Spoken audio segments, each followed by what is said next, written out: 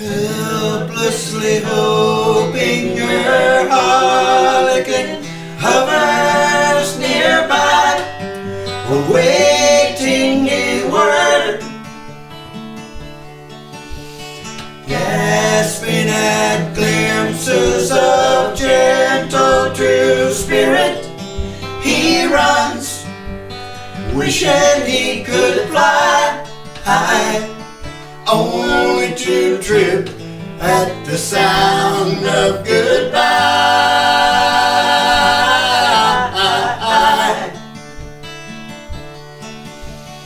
Wordlessly watching, he waits by the window and wonders at the empty place inside, heartlessly helping himself to her bad dreams. He worries, did he hear a goodbye? Or even hello? They are one person, they are two alone, they are three together, they are for each other.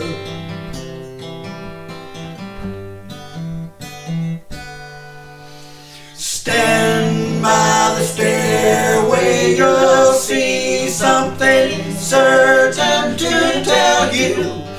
Confusion has its cost.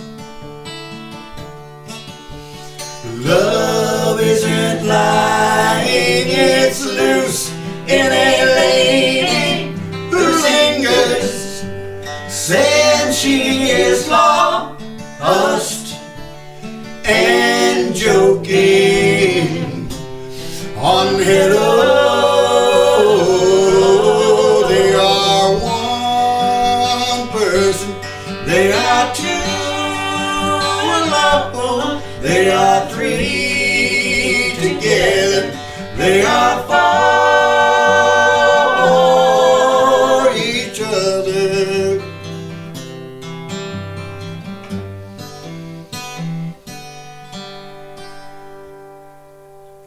Hi, my name is Brian Joseph, and on behalf of myself and Chad Urich for our site Artists Around You, we're here for our first episode. We're here with the Davissons, Jim and Deke, and we're going to talk to them for a little bit about their musical experiences and have them play a few songs so that you can enjoy their mastery of their music. So I've known you guys for a little while through various channels, and I think the first time I ever saw you guys when I first moved to the area was you were playing the Salt Creek Festival. Okay. And I went down there and saw you guys. And I thought, oh, he's pretty good. Now I don't know who all was in the band at that time, but that was the first time I saw you playing. I think you had a little bit more hair. No problem. But you still wore a hat, so okay. But so as far as everything goes on, one thing I don't know is who's older. I'm older. You're older? Okay. I got the 7 on mine. You got okay. So I wasn't sure about that. As far as your family goes, were there other older family members that kind of passed down the music and things like that? Yeah. So First thing I remember is my dad playing the piano. His piano? I wasn't very big. Uh-huh. I remember the house shook. Really? He played the boogie woogie. He had that upright grand. Uh-huh. And that, man, he could play that thing like a Dickens. The piano, the whole house, the floor shake. Yeah. Was he the only one, or is there other members? Oh, everybody. Did everybody play? Then our sister, she more of a classical type. She choir director. Yeah. Mom played church piano and organ for years. Mm-hmm.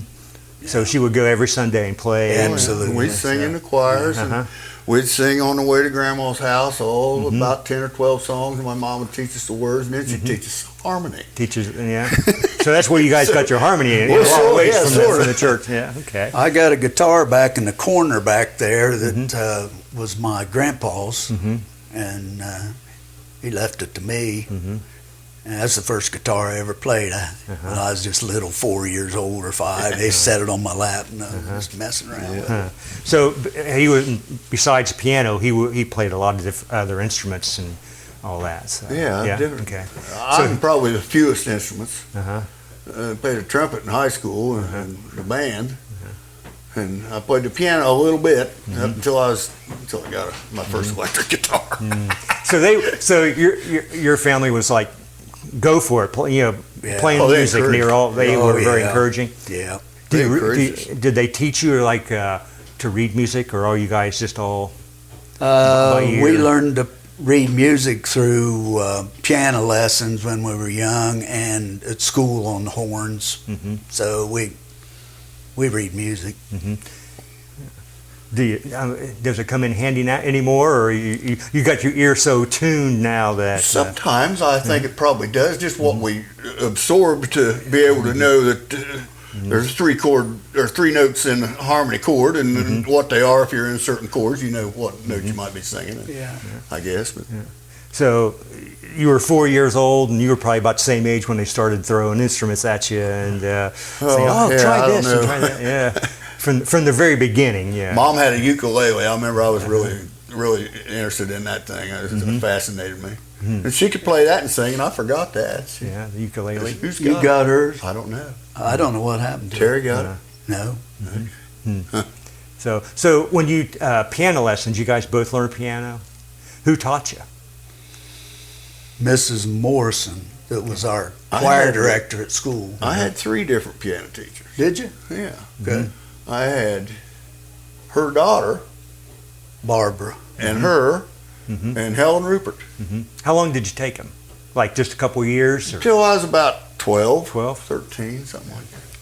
I think I took mine a couple of years. My mom, then I didn't want to go to the piano lessons, so my mom started teaching me how to play on the same piano my dad played, the first thing I remember practically. And she would spend a half an hour with me a couple days a week. So when did you start to really fine-tune yourself as far as the guitar is my instrument or whatever? One Sunday evening in about 1965, we were all sitting in the living room watching the Ed Sullivan Show, of course. And I don't know, I pretty much decided I wanted to be that or something like that. So when the Beatles came on, you thought, the piano's okay, but the guitar and then the rest of them, there was all kinds of other bands. And then, man, it didn't take long. We were wanting records of everybody. He got the first guitar, and I'd sneak it out of the case when he would go off somewhere, and I'd sneak it out and play it. Yeah. About 2 months after I suspected him playing it, I got real quiet and went back, and he was way better than me in no time. He could play all over. I was still trying to. They were putting a band together, probably the first band. Yeah, it was. And shortly after the Beatles. Yeah, probably within a year or two. A year, probably. Yeah. Then he told Mom and Dad, we should get him a bass. So I played bass first. Well, I played his guitar first, but you needed a bass player. Out in public, I played bass first. Well, how old were you guys when you started playing out in public? I mean, not necessarily with the church, but I mean with going out and playing for friends or playing for strangers. Well, I was 13, I think. I was 12 when played the first school dance. The Southeastern High School Halloween Carnival. Really? I'd just gotten a Vox Super Lynx Deluxe guitar. Nice guitar. Man, it was nice. Made in Italy. We walked out on the stage, and I started to tune the guitar, and the strap come off, and it went right down. And I sat there and stared at it for a Broken minute. heart. Oh. Picked it up. I didn't even look at it. Put it back on, tuned the guitar, and started the first song. And it was, we played like 5 songs, but after the second song, I looked at it, and it was cracked from the F hole to the binding. All the finish cracked. He then played that guitar quite a bit once we got. So that was a hand-me-down. Then. I got that in Cold Music there in Chillicothe. I paid $235 for it, and it's probably worth $20,000 if I had it right Yeah, now. if you had enough. Well, one of the questions I was going to ask you, what was the coolest instrument you ever had? That's hard. My first guitar was a Gibson SG back there, the red one, and I've still got it. I play this Godin here nowadays, and it sounds like an acoustic and an electric both, and you can make it sound like a Gibson and a Fender. There's a lot of stuff to try to figure out on it. I'm still working on that. Yeah. Mine's a toss-up, I think, between the Vox Super Lynx Deluxe and the Martin D28. And the Martin D28. You still have the Martin D28? Oh, yeah. Do you still have It it? needs work, but Yeah. I've played it for 45 years, and I haven't been the nicest guy you can be to one. Well, I do know that when I see you guys play, you are pretty hard. I mean, you're my really action's high, and yeah. you know. So it has a pickup and everything in it? Oh yeah, it's Yeah. got a Barkasberry pickup. Yeah. Okay. So, as far as, so you guys are mostly guitar players now, whether it be bass or six string or whatever. When you're not playing anymore, you're not playing any other instruments pretty much anymore, are you? No. There was a time in six shooter, we had so many guitar players that I started playing some other instruments. I started playing a pedal steel some, and I started playing the piano some. I had a Wurlitzer electric. And I even played fiddle and banjo on a few things, but I never got good enough on those instruments to take off on them. So, the first band you guys were in together, was that the one that played the Southeastern? The London Express. He wasn't in that band. Yeah, I you joined.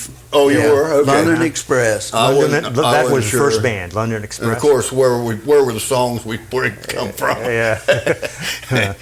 Yeah. So you were the British invasion. Yeah, we were trying to be. Yeah. Trying to remember who all played. It was Jerry Sexton. Sexton, me and you, Dale Stoltz played. I didn't remember that. You were, Terry Carroll played drums. and he played the drums.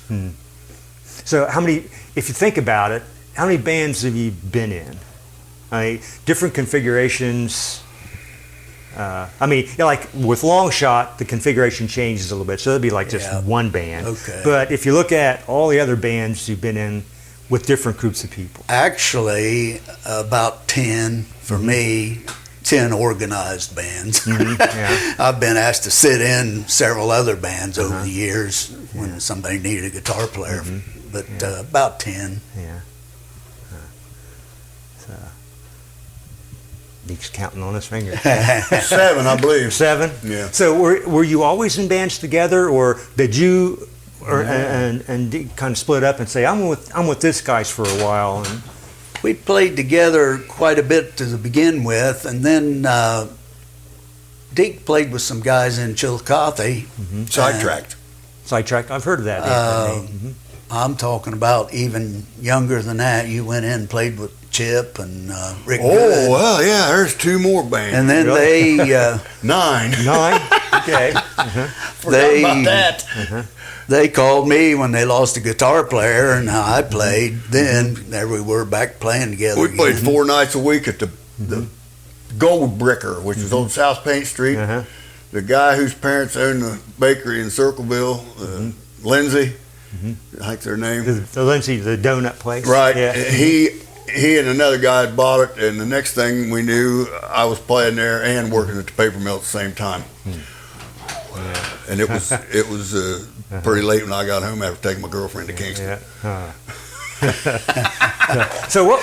And of all those bands, which one was the most fun? That's hard also. Sorry, guys.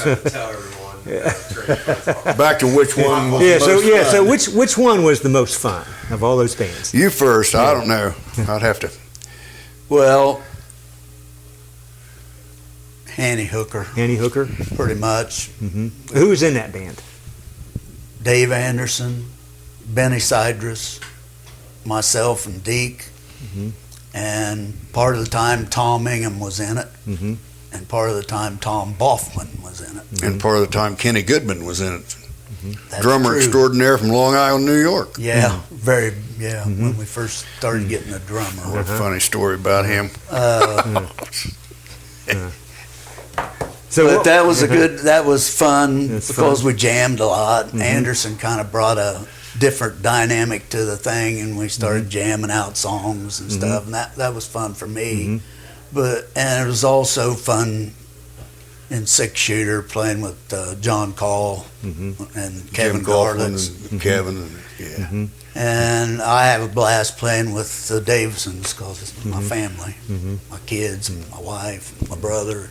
So it's I got to say, Hanny Hooker was the most fun because it was the first experience we had where the first night we played, we got a standing ovation for the last song. where was that at? Long Branch Saloon. Long Branch Saloon, Athens. I worked there. Oh, I tended the bar there, and so I talked the owner into hiring us to play. What did he pay us? $60? Something like Something that. like that. But there's only three of us. We had no drummer. We had a bass player and me and Jim.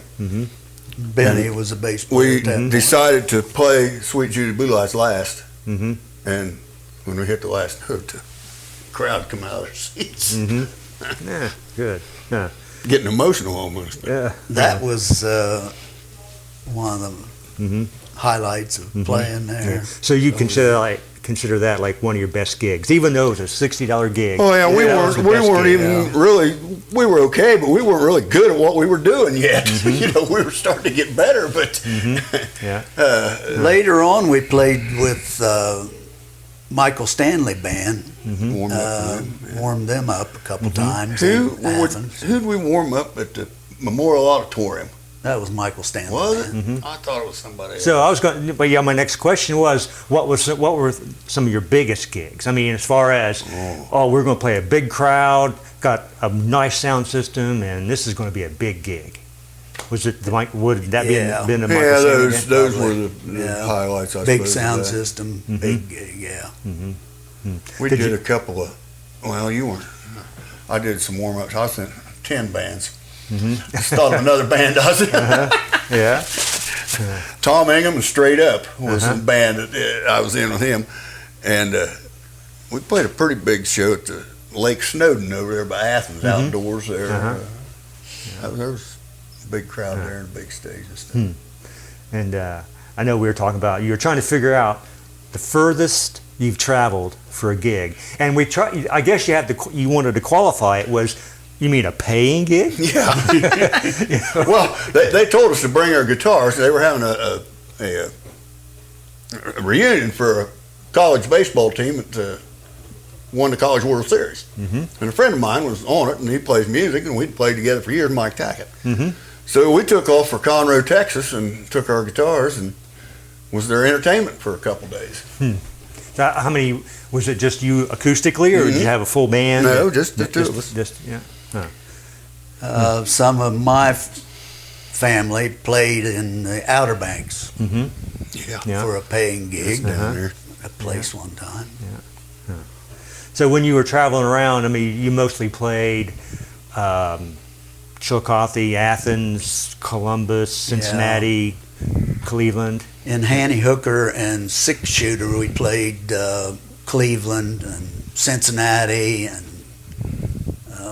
West Virginia, Monroe or Morgantown, West Virginia. You played the at snow. you played like at the university there? Yes, Yeah. a lot. I know like a lot of places would call like fraternity sororities were having a That's what party, this and one you was. people did a lot of that.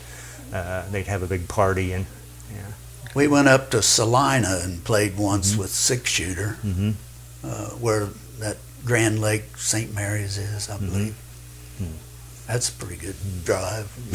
Yeah. so I want to kind of go off topic just a little bit. Deke, you and the Stardust. I did for 29 years. You owned it for 29 years. Yes. Huh. And when you owned that, Did you guys play there often? Yeah, Yeah. yeah. Yeah. I'd get up and sing with about anybody that was there if they would let me. Yeah. And Yeah. I sang with the McGuffey Lane quite a few times, and then kind of got friends with them. And I'd show up at the zoo or something. They'd have me up to sing. Right. You know, and yeah, that was a big experience too for me. It was a big stage and a Yeah. lot of people and Yeah. all that. Huh. I bought the Stardust on a whim. Me and Tom Ingham and decided to go there. And How old were you when you did that? I was 29, 29? I think. Let's see, 84. No, I was 32. Mm-hmm. Yeah.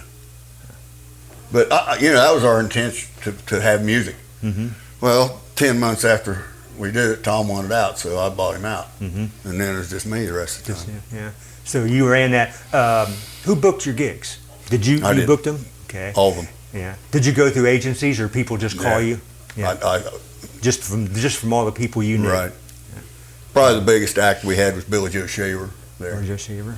Okay. Huh.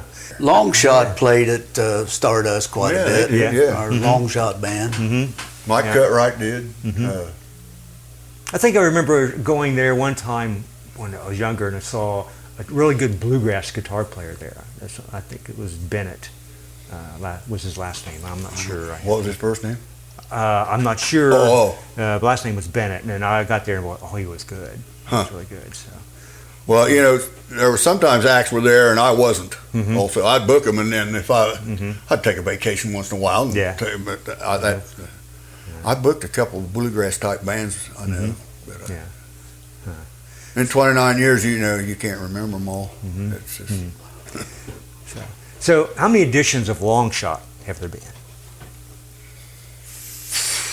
14. 14 different versions. lineups. Did you start off as Longshot, and then I remember a train, and it was like it had a number. On it. Yeah. And so that was like the Longshot edition number 19 or Longshot edition. I didn't know if 13, that, I think. I'm not sure if that had anything to do with it or not. How did that name come about? The drummer came up with that, Steve Speakman from Jackson. He saw a sign somewhere on the horse race track and said, Oh, okay. that'd be a good name for a band. Longshot. Okay.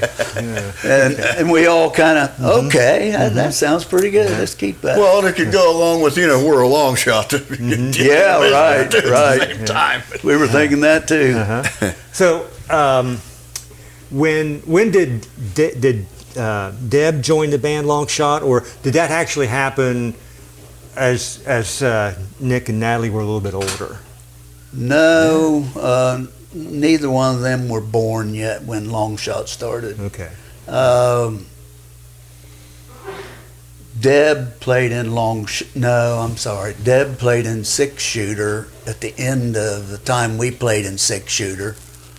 We had a version of six shooter that was playing, and then we quit playing for a while, and that's probably when we started playing in separate bands for a while. Yeah, it was. He went one way and we went the other. We played Longshot, started out as myself and Deb and Benny Sidrus and Steve Speakman, just four people. And it had several different versions after that. That final edition of Six Shooter was one of my worst experiences in music. I had a real good instrument, and I'd forgotten about this. I had a 1961 Fender Precision bass that had been played real hard by everybody in this county, I think. And I really liked the sound of it and was trying to learn how to play it. And all of a sudden I discovered I get to sing and do this at the same time. And I couldn't do it. I tried hard. But you play guitar. I couldn't separate the two things in my mind. And our buddy Jim taught him in 2-3 dice, and he was on the stage at Zacharias and Mike Tackett. Jim took him in the basement up when we lived on 7th Street and took him down there. He said, he took us both down there. One of you guys is going to play bass on a Saturday night or Friday night, whichever one night we was playing.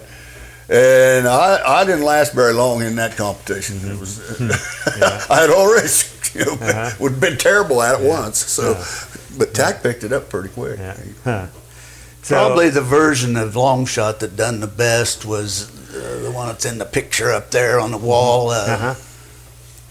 Myself and Deb and Dave White played bass for a long time. Long Shot. Yeah. Steve Speakman drums. And Dan Hochter on keyboards. Yeah, you guys were hot. Yeah. They were good. That version of the band lasted the longest and played the best, probably. Yeah, I can't say when I remember you guys at Salt Creek Festival, I can't remember who I was in it. I just remember just bits and pieces of it, but I remember the name of the band. So, yeah. Now I joined Long Shot after 2012. I can't remember when. It might have been 2014. A couple years after. You were in the 14th version. That's a coincidence. Was that the last one? I think so. Oh, I killed 2 bands. So I'm gonna imagine then that with all the music going around, that it probably wasn't hard to get your kids involved. Nick and Natalie.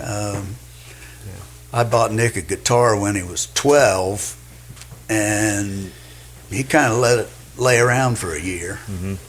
And then he started thinking, wow, those people are pretty cool. And he started picking it up and playing it and taking it places with guys to play and down in the basement, and he got started then. So you were the one who kind of taught him a lot of stuff? I taught him some stuff, and he picked up stuff from his other peers. And Natalie, she came out singing. She sang a gig when she was 3 years old. Political gig. She sang a couple of songs by Bailey and the Boys at a gig when she was 3 years old. Wow. Believe it or not. Well, I want to thank you guys for your time and your openness. Gosh, I really appreciate it. You answered some questions I was wondering about, and like I say, getting to know you, and it's always a pleasure.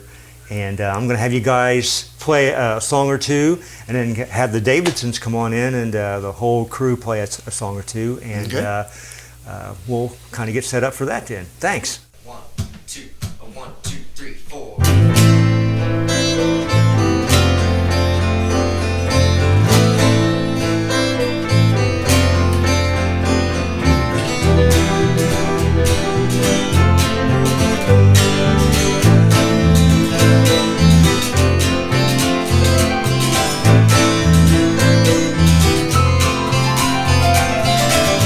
Some sweet little dancing girl